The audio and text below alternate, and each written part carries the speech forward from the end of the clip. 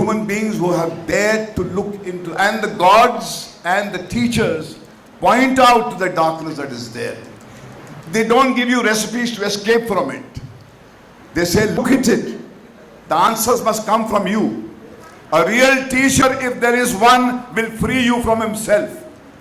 I had the privilege to be the greatest thinker of all times called U.G. Krishnamurti, who said, if a real guru really is existing, he will free you from himself. A real guru frees you from himself.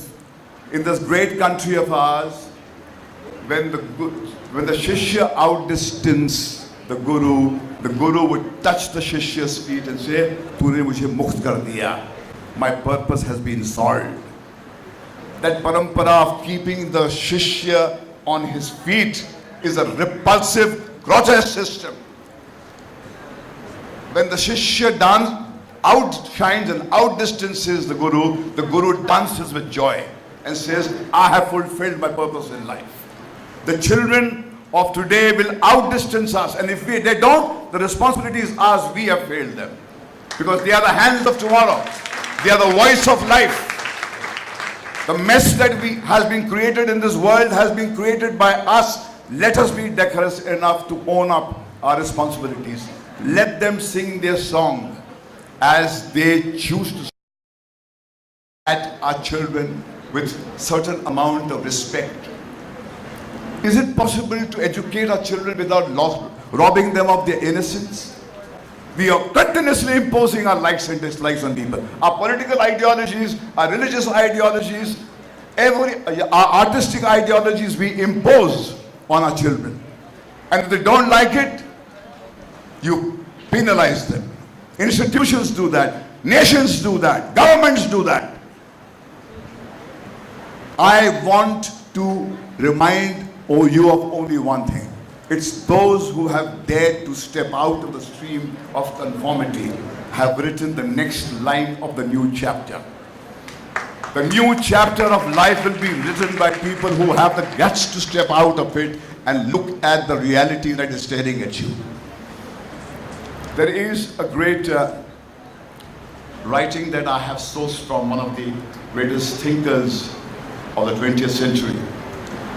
And it was reproduced in a magazine called Parabola, which is a very reputed magazine. And the thinker was Mr. J. Krishnamurti, Jiddu Krishnamurti.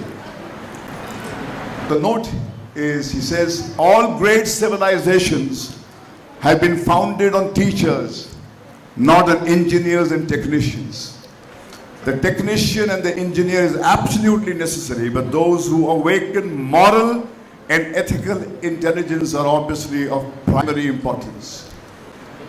They can have moral integrity, freedom from desire for power, position, and authority, only when they don't ask anything for themselves.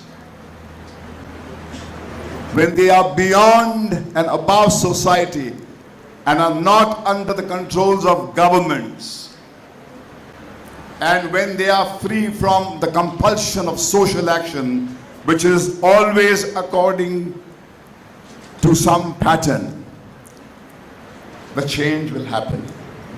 A teacher must be one who is not within the clutches of society, who does not play power politics or seek position of authority.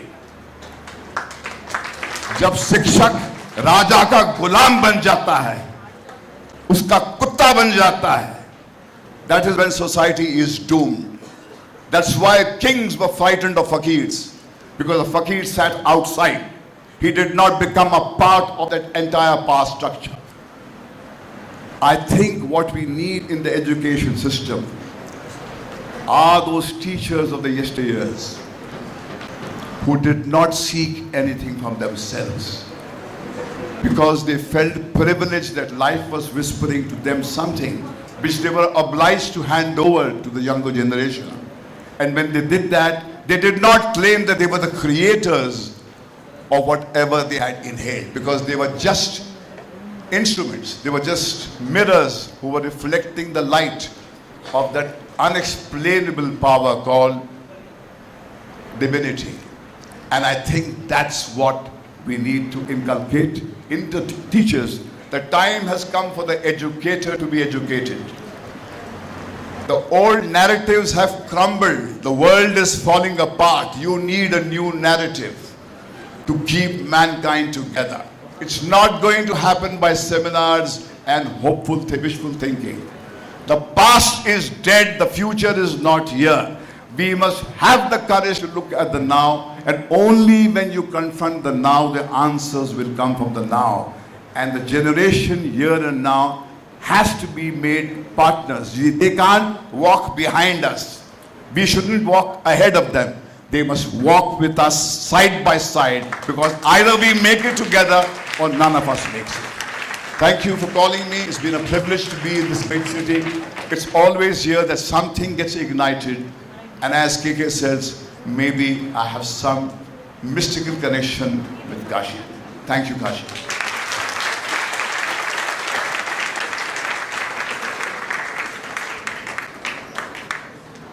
Thank you, sir. Sir once said that his teacher told him, no one is perfect. That is why pencil has eraser. This is true depicted by his words and blessing for us. Thank you, sir. We are fortunate enough to acquire the gold